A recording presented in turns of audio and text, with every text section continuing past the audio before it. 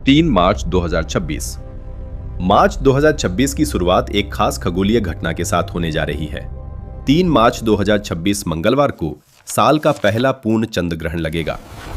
खगोल विज्ञान के अनुसार जब पृथ्वी सूर्य और चंद्रमा के बीच आ जाती है और पृथ्वी की छाया चंद्रमा पर पड़ती है, तब पूर्ण चंद्र ग्रहण होता है।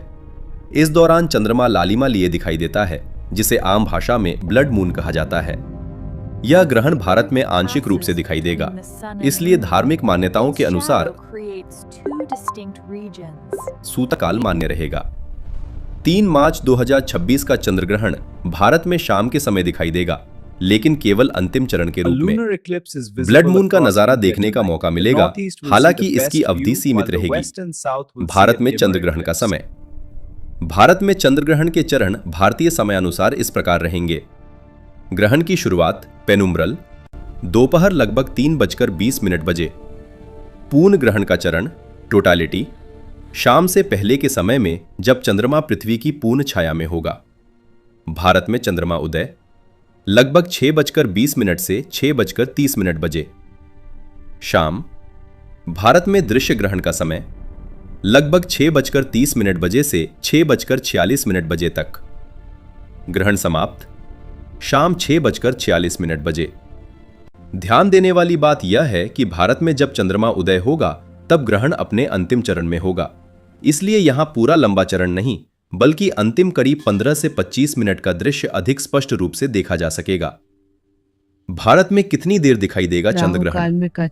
वैश्विक स्तर पर यह ग्रहण कई घंटों तक चलेगा, लेकिन भारत में चंद्रमा क्षितिज के नीचे रहने के कारण पूरा चरण नहीं दिखेगा। भारत में ग्रहण लगभग शाम 6:30 से 6:46 तक, यानी करीब 15 से 20 मिनट ही साफ तौर पर दिखाई देगा। यदि मौसम साफ रहा तो देश के कई हिस्सों में ब्लड मून की लालिमा देखी जा सकेगी। पूर्वोत्तर राज्यों में दृश्यता थोड़ी बेहतर रह सकती है, जबकि पश्चिम और दक्षिण भारत में केवल अंतिम भाग दिखाई देगा। सूतक काल कब से लगेगा? धार्मिक मान्यताओं के अनुसार चंद्र ग्रहण से 9 घंटे पहले सूतक काल लग जाता है। चूंकि ग्रहण दोपहर में शुरू होगा, इसलिए सूतक काल प्रारंभ सुबह 6:20 3 मार्च। सूतक काल समाप्त शाम 6:46 ग्रहण समाप्ति के साथ। हालांकि कुछ परंपराओं में बच्चों, बुजुर्गों और बीमार व्यक्तियों के लिए सूतक नियम ग्रहण के दृश्य चरण से माने जाते हैं। ब्लड मून कब दिखेगा? पूर्ण चंद्र ग्रहण के दौरान जब चंद्रमा पृथ्वी की गहरी छाया अंबरा में पूरी तरह प्रवेश करता है, तब वह लाल रंग का दिखाई देता है। भारत में चंद्रमा जब शाम को उदय होगा, तब वह पहले से ग्रहणग्रस्त होगा, इसलिए